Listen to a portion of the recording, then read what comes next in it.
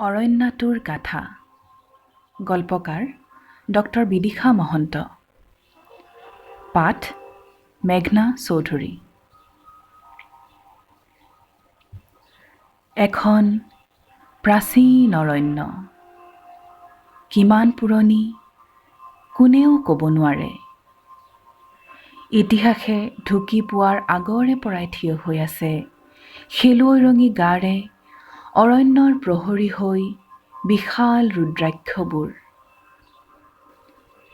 হাবিখনক সাৱটি মুখে মুখে চলি আহিছে ৰূপকথা। অৰণ্যৰ দেৱী লাবাচা এই পবিত্ৰ হাবিখনৰ ৰক্ষক। ইয়াৰ এটাই নিয়ম, কোনেও ইয়াৰ পৰা একো বস্তু বাহিৰলৈ নিব নোৱাৰে, আনকি এখিলা শুকান পাতো। হাবিখনকে আশ্ৰয় কৰি সৰু গাঁওখন। গাঁওখনৰ লগত হাবিখনৰ সম্পৰ্ক আচৰিত ধৰণৰ। গাঁওখনে হাবিখনক সমীহ কৰে, ইয়াৰ নিৰ্জনতাক শ্ৰদ্ধা কৰে আৰু একে সময়তে হাবিখনৰ প্ৰতি অনুভৱ কৰে বিষাদ কোমল কৰোণতা। গাঁৱৰ প্ৰতি ঘৰৰে কোনোবা নহয় কোনোবা এজন শুই আছে হাবিৰ বুকুতে। এইখন হাবিতে বছৰ বছৰ ধৰি সিহঁতৰ পূৰ্বপুৰুষসকলো শুই আছে। গ্ৰেচিৰ আইতাক, ককাক, মাক সকলো।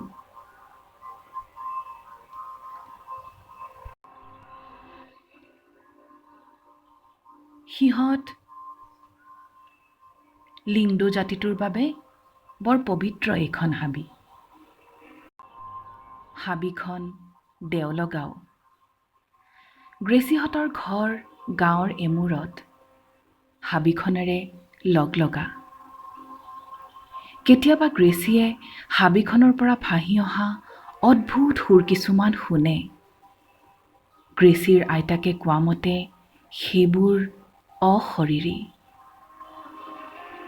ভয়ত গ্ৰেচিহঁত তাপ মাৰে। বছৰ বাগৰি যায়, গ্ৰেচি ডাঙৰ হৈ আহে। তাইৰ আৰু সেই মাতবোৰলৈ ভয় নলগা হৈ আহে। আইতাক আৰু পিছত মাকক হাবিত থৈ অহাৰ পৰা হাবিখন তাইৰ বাবে কৰুণ মধুৰ এক স্মৃতিৰ উহে হৈ পৰে। মন গলেই হাবিখনত সোমাই তাই মাক আৰু আইতাকৰ সমাধিত ঘণ্টা ঘণ্টা কটাই দিয়ে। ওখ ওখ গছবোৰত ওলমি ওলমি কৰুণ ফুচফুচনি এটা হাবিখনত ঘূৰি থাকে। হাবিখন সিহঁতৰ বাবে জীৱিকাৰ উৎস। প্ৰতি বছৰে বহুত মানুহ আহে। চাহ জলপানৰ দোকান দি, গাড়ী চলাই হাবিৰ ভিতৰলৈ বাট দেখুৱাই নি সিহঁতৰ মানুহবোৰে যথেষ্ট উপাৰ্জন কৰে। তাইও এসময়ত সেইটো কাম কৰিছিল। হোৱাই নোহোৱাই ৰ'দ বৰষুণে ধুৱাই থকা হাবিখনত সোমাবলৈ তাই সদায় ছাতি এটা লগত লৈ ফুৰিছিল। ৰাতি পুৱালেই তাই অন্যবোৰ গাইডৰ দৰে মস্ত ছাতিটো লৈ ৰাস্তাৰ কাষৰ দোকানখনতে বহি থাকিছিল। মানুহ আহিলেই সিহঁতৰ মাজত হেতা ওপৰা লাগিছিল। দাম দৰ কৰাৰ পিছত এটা এটা দল লৈ সোমাই গৈছিল সিহঁত সেই পবিত্ৰ হাবিখনৰ ভিতৰলৈ। এইখন অৰণ্য সিহঁতৰ বৰ মৰমৰ। এইখন হাবিৰ একো হানি বিঘিনি হ'বলৈ সিহঁতে নিদিয়ে। কিমান দিছে এইখন অৰণ্যই সিহঁতৰ মানুহখিনিক। এইখন হাবিৰ ৰক্ষক বনদেৱী লাবাচা। সিহঁতকনো কোনে ৰাখিছে, দেৱী লাবাচাই নহয়নে? দেৱী তুষ্ট হলে প্ৰকাণ্ড ঢেকীয়াপতীয়া বাঘ এটাৰ ৰূপ ধৰি আহে। বহুতে বোলে দেখিছেও। কেতিয়াবা দেৱী আকৌ কুপিত হয়, তেতিয়া সাপৰ ৰূপ ধৰি খেদি আহে। চাইমন বুঢ়াই বৰ ৰস লগাই কোৱা কথাবোৰকে গ্ৰেচিয়ে সৌমিত্ৰক কৈ আছিল। সৌমিত্ৰ অকলে আহিছিল। তেতিয়ালৈ বেছিভাগ গাইডেই মানুহ লৈ হাবিত সোমাই পৰিছিল। সেইদিনা আহি পাওঁতে গ্ৰেচিৰ অলপ পলম হৈছিল। সেয়ে বিশেষ দৰদাম নকৰাকৈয়ে গ্ৰেচিয়ে সৌমিত্ৰক হাবিখন দেখুৱাবলৈ গাত লৈছিল। সেউজীয়া বহল পথাৰখন পাৰ হৈ গছ লতাৰে আৱৰা সুৰুকীয়া এন্ধাৰ বাটটোৰে গ্ৰেচিয়ে সৌমিত্ৰক লৈ পবিত্ৰ হাবিখনত প্ৰৱেশ কৰিছিল। অভ্যস্ত ভংগীৰে সৌমিত্ৰক গ্ৰেচিয়ে প্ৰতিজোপা গছ, প্ৰতিপাহ ফুলৰ বৰ্ণনা দি গৈছিল। সাপৰ দৰে ফনা মেলি থকা লিলি কোব্ৰাৰ জোপোহাবোৰ এৰি সিহঁতে শেলুৱৈ ৰঙী গাৰ ওখ ওখ গছবোৰৰ তলেৰে খোজকাঢ়ি গৈছিল। এসময়ত সিহঁতে হাবিখনৰ আটাইতকৈ পবিত্ৰ স্থান পাইছিলগৈ। জোঙা প্ৰস্তৰ খণ্ডৰে আৱৰা এই পূজাৰ বেদীতে দেৱী লাবাছলৈ পূজা আগবঢ়াই ৰজাৰ অভিষেক কৰা হৈছিল।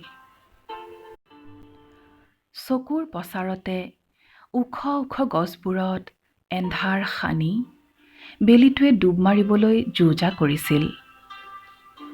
লিলি কোব্ৰাৰ পাত এখিলা লিৰিকি বিদাৰি সৌমিত্ৰই কৈছিল এই হাবিখনৰ বিষয়ে এখন ডকুমেণ্টাৰী কৰাৰ ইচ্ছাৰ কথা। ৰুদ্ৰাক্ষ গছবোৰৰ তলত পৰি থকা ভিন্নমুখী ৰুদ্ৰাক্ষৰ মণিবোৰ দেখুৱাই হিন্দু সংস্কৃতিত ইয়াৰ গুৰুত্বৰ কথাও কৈছিল তেওঁ। শান্তি নিকেতনৰ ছাত্ৰ সৌমিত্ৰ হাজাৰ হাজাৰ বছৰীয়া পুৰণি হাবিখন দেখি বিস্ময় বিমুগ্ধ হৈ পৰিছিল।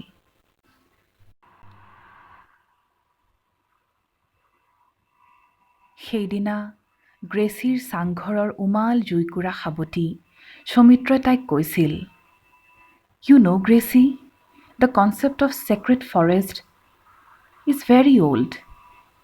হিন্দু, বৌদ্ধ, আনকি জৈন সংস্কৃতিৰ বহু গ্ৰন্থত এই ধৰণৰ পবিত্ৰ অৰণ্যৰ উল্লেখ আছে। I think the idea is associated with forest conservation." গ্ৰেচিৰ চকুত নতুন কিবা এটা আৱিষ্কাৰ কৰাৰ উত্তেজনা স্পষ্টকৈ ধৰা পৰিছিল। Yes, so true. দেৱী লাবাছালৈ ভয় কৰিহে আজিলৈকে কোনেও পৰি থকা খৰি এটুকুৰা, শুকান পাত এখিলাও হাবিৰ বাহিৰলৈ আনিবলৈ সাহ কৰা নাই। নহ'লে যেনেকৈহে টকলা হৈছে পাহাৰবোৰ। গ্ৰেচিৰ ৰঙা মাটি ওলাই থকা পাহাৰবোৰলৈ মনত পৰি দুখ লাগি গ'ল। গছবোৰ কটাৰ পিছত পাহাৰবোৰ দেখিলে এনে লাগে যেন সিহঁতক ধৰ্ষণহে কৰা হৈছে। পাৰ্বতীৰ পবিত্ৰ সৰবনত বাট ভুল কৰি সোমাই ইল নাৰীলৈ পৰিৱৰ্তিত হৈছিল। গ্ৰেচিক হিন্দু মাইথলজিৰ চেক্ৰেড ফৰেষ্টৰ কথা কৈ থাকোঁতে ইলৰ প্ৰসংগ আনিছিল তেওঁ।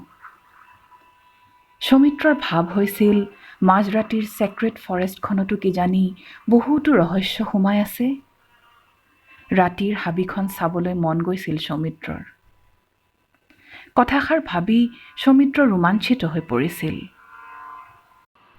"প্লিজ, ৰাতি মোক এবাৰ লৈ যাবা হাবিখনলৈ। I want to feel the mythic sense." হঠাৎ সৌমিত্ৰই কৈ উঠিল। ৰাতি? গ্ৰেচিৰ সেই অশৰীৰী চিঞৰবোৰলৈ মনত পৰি গাটো শিয়ৰি গ'ল। ৰাতি তালৈ যোৱাটো উচিত হ'ব জানো? সাধাৰণতে বেলি ডুবাৰ আগে আগে তাৰ পৰা ওলাই অহাটোৱেই নিয়ম। কথাবোৰ ভাবি তাইৰ ভয় ভয় লাগিবলৈ ধৰিলে। সৌমিত্ৰৰ আগ্ৰহক নেওচা দিবলৈও তাইৰ মন যোৱা নাই। হাজাৰ হওক বাহিৰৰ মানুহ এজনে তাহাঁতৰ নিজৰ হাবিখনৰ প্ৰতি ইমান আগ্ৰহ দেখুৱাইছে। তাতোকৈও ডাঙৰ কথা, জোনাক নিশা তাইৰো হাবিখন চাবলৈ মন গৈছে। আজিলৈকে এনেকুৱা সুযোগ অহা নাই।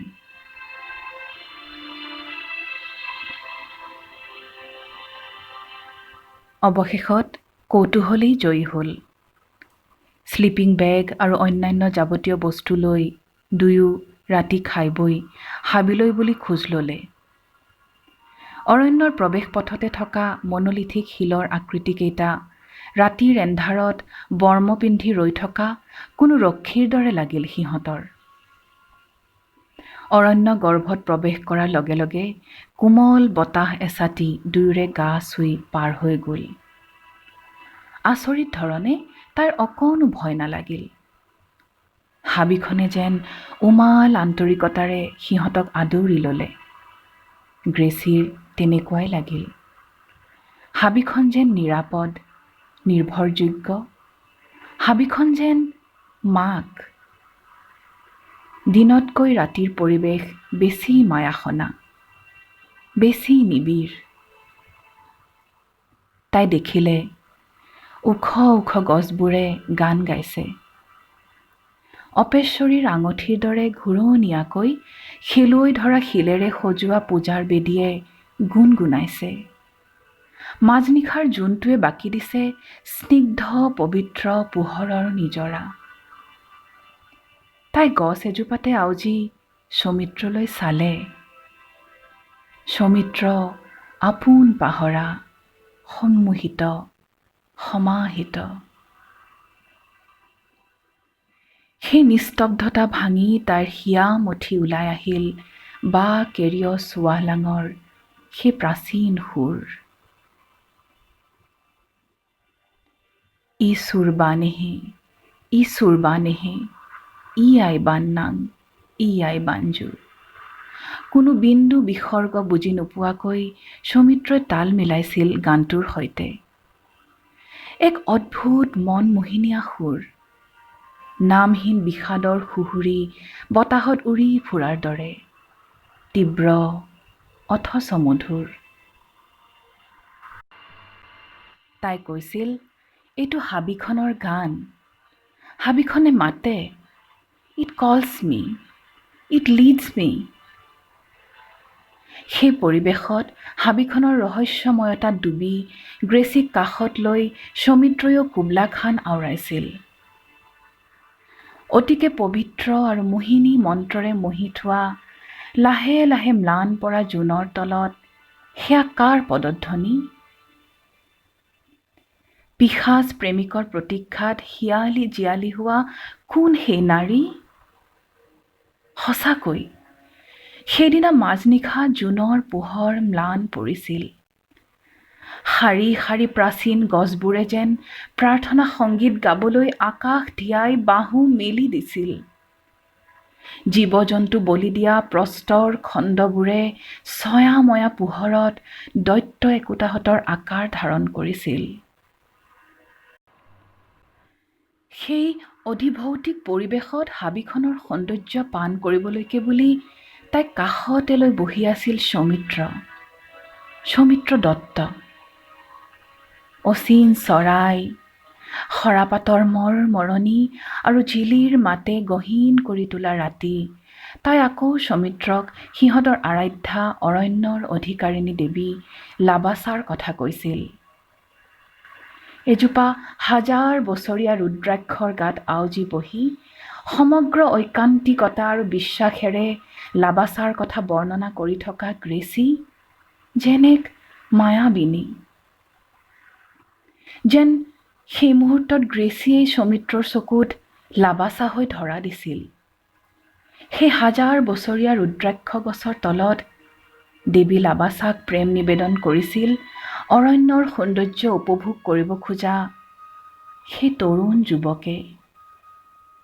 পাতেৰে সিয়া মুকুট আৰু ৰুদ্ৰাক্ষ গুটিৰ মণি ধাৰণ কৰি তৰুণ যুৱকৰ মাজত লীন হৈছিল অৰণ্যৰ দেৱী।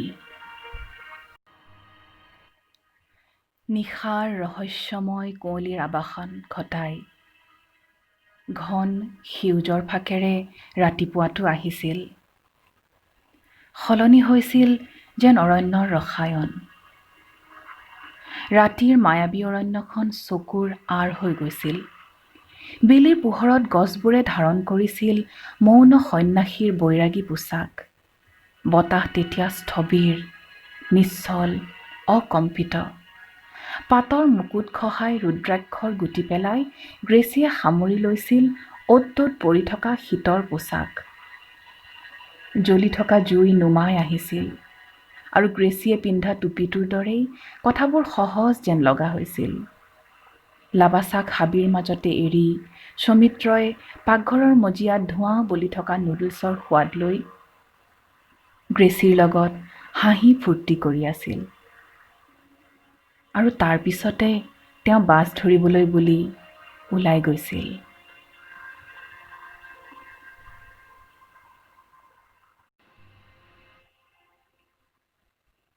সৌমিত্ৰ আৰু ঘূৰি নাহিল। ডকুমেণ্টাৰীও কৰা নহ'ল। সপোন এটাৰ দৰে সৌমিত্ৰ যেন ধোঁৱাৰ লগত মিহলি হৈ গ'ল। কেৱল আৱেশ থাকি গ'ল। আৰু সেই আৱেশত বুৰ গৈ থাকোঁতেই গ্ৰেচিয়ে আৱিষ্কাৰ কৰিলে তাইৰ গৰ্ভত সন্তান।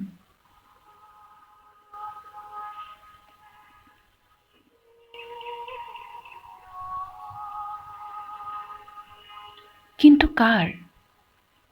তাইৰ নে দেৱী লাবাছাৰ?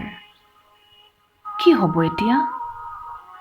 অৰণ্যত অংকুৰিত সন্তান আকৌ যদি অৰণ্যলৈ ঘূৰি যাবলগীয়া হয়? গ্ৰেচিৰ শংকা দিনে দিনে প্ৰবল হৈ আহিল। কিন্তু আচৰিত ধৰণে এনেকুৱা নামহীন ভয়ত ডুবি থাকোঁতেও গ্ৰেচিয়ে সৌমিত্ৰক বিচৰা নাছিল। মাজনিশাৰ অৰণ্যৰ সেই অপাৰ্থিৱ ক্ষণ মনত পেলাই তাই শক্তি গোটাইছিল। ছেমুৱেলক ডাঙৰ কৰাৰ, অকলে যুঁজাৰ। সৌমিত্ৰ তাইৰ এক লহমাৰ প্ৰেম। সৌমিত্ৰৰ লগত বাট বোলাৰ কোনো চুক্তিয়েই হোৱা নাছিল। সেয়ে তেওঁৰ প্ৰতি তাইৰ অভিযোগ, ক্ষোভ, বিশ্বাস, আশা একো নাছিল। ঘটি যোৱা ঘটনাৰ দায়িত্ব সম্পূৰ্ণৰূপে তাই বহন কৰি লৈছিল। তাই কেৱল অৰণ্যকে ভাল পাইছিল। অৰণ্যক তাই বিশ্বাস কৰিছিল।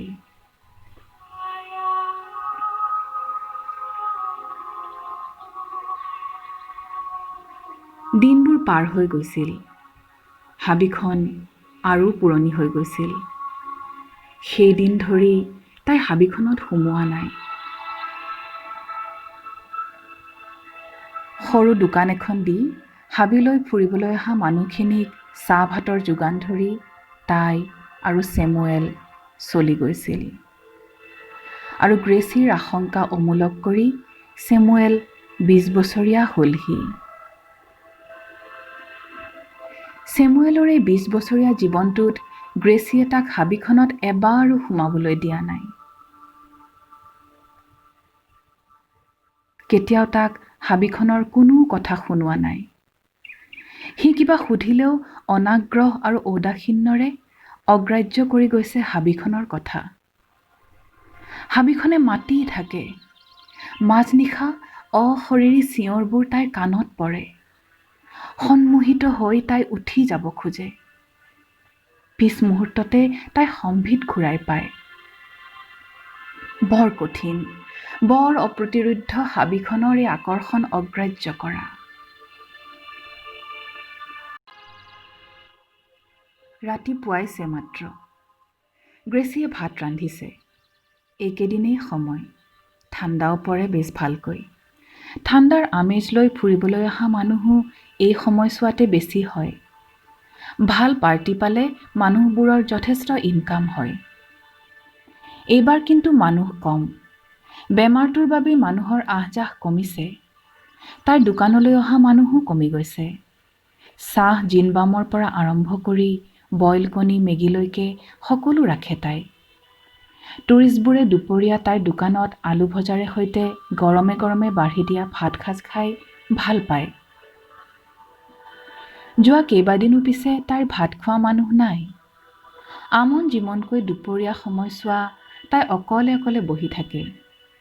নাই যি নাই, দিনটোৰ বেহা সামৰি আবেলি কথা পাতি পাতি ধুৱাই থকা চাহ অকণ খাম বুলি অহা আমলখি, মিৰিকা টেঙা, নগা টেঙা, কমলা, আনাৰস বেচা মানুহকেইগৰাকীও নাই। তাই ততাতৈয়াকৈ সিজোৱা স্কোৱাছ দুফাল, ঘৰৰে কণী সিজোৱা আৰু লাইপাত দিয়া কুকুৰাৰ মঙহৰ জোলেৰে ভাতসাজ সজালে। এইবাৰ হেপী ভেলীৰ পৰা কিনি অনা ডাঠ নীলা জেকেটটো পিন্ধি একান্ত মনেৰে ভাত খাই থকা ছেমুৱেলক সদায় কোৱাৰ দৰেই তাই দিনে পোহৰে আহিবলৈ সকিয়নি দিলে। ছেমুৱেল কলেজত পঢ়ে। খাচী সাহিত্য তাৰ বিষয়। ছেমুৱেলৰ কথা ক'বলৈ পালে গ্ৰেচিক একো নালাগে। কণ কণ চকু দুটা তৰাৰ দৰে উজ্জ্বল কৰি তাই গাঁৱৰ মানুহ, দোকানৰ গ্ৰাহক, ভিন ভিন ঠাইৰ পৰা ফুৰিবলৈ অহা মানুহ, সৰু সৰু টুকুৰাকৈ আমলখি আনাৰস বেচা মানুহকেইজনী সকলোকে ছেমুৱেলৰ কথা অনৰ্গল কৈ থাকিব পাৰে। সি পঢ়াত ভাল, সি ভাল গীটাৰ বজায়, সি কবিতা লিখে। কথাবোৰ কাৰোবাক শুনাবলৈ পালে গৌৰৱ আৰু আনন্দত গ্ৰেচিৰ বুকু ফুলি উঠে। গ্ৰেচি একোবাৰ ভাবে, ছেমুৱেলৰ গাত দেৱী লাবাছাৰ আশীৰ্বাদ আছে, সেয়ে তাক কোনেও একো অপকাৰ কৰিব নোৱাৰে। এনেকৈ ভাবি তাই সকাহ পায়।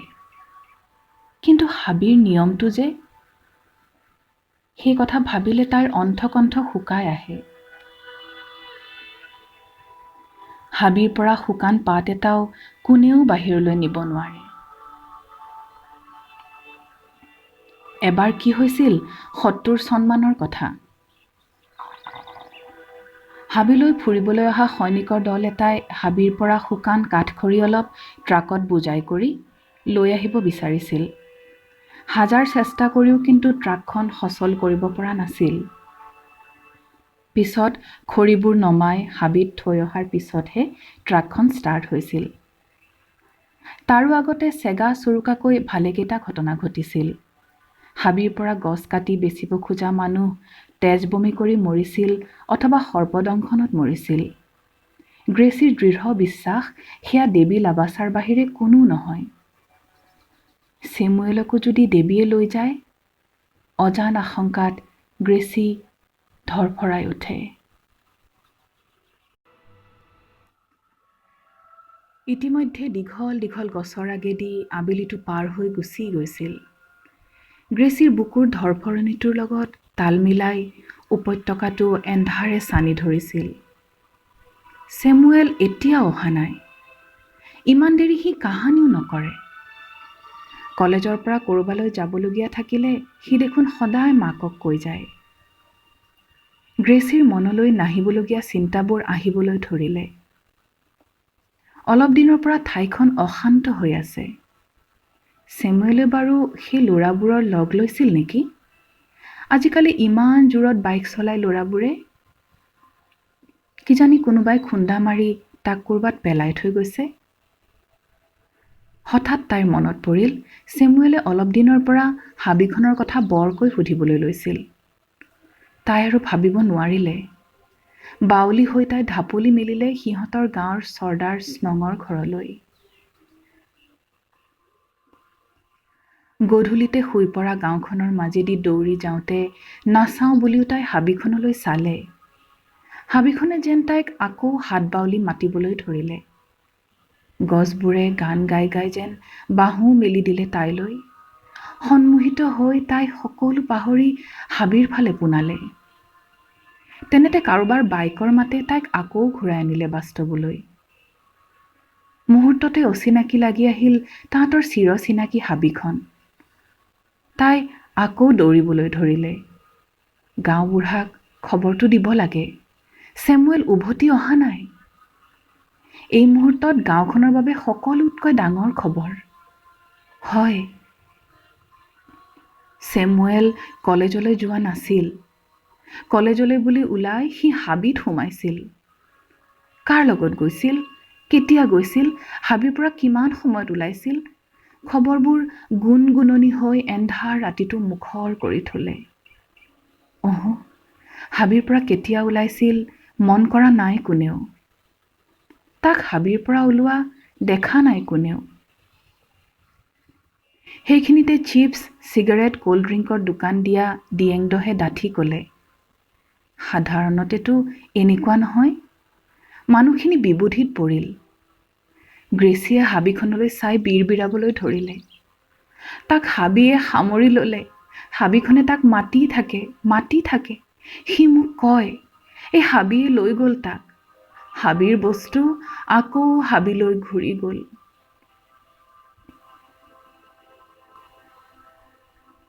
এবাৰ হাঁহি এবাৰ কান্দি গ্ৰেচিয়ে কথাবোৰ কৈয়ে থাকিল।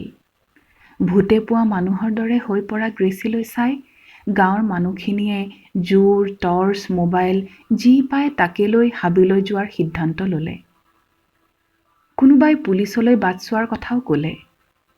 মানুহবোৰে গুণাগথা কৰি থাকোঁতেই গ্ৰেচি ঠাইতে বাগৰি পৰিল। ছেমুৱেলক বিচাৰি পোৱা নগ'ল। গাঁৱৰ মানুহবোৰৰ লগতে পুলিচেও তন্নকৈ হাবিখনত বিচাৰিলে।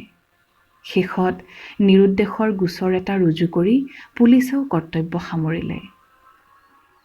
কেৱল গ্ৰেচিয়ে কৈ থাকিল, তাক লাবাচাই নিলে।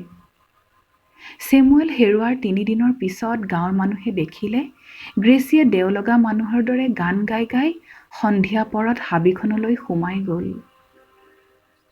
কোনেও তাইক ৰখাবলৈ সাহস নকৰিলে। কেৱল গাঁওখনত বাজি থাকিল তাই গাই থকা সেই অৰণ্যৰ গান। ই সুৰবানেহে, ই আই বাননাং, ই আই বানজুৰ।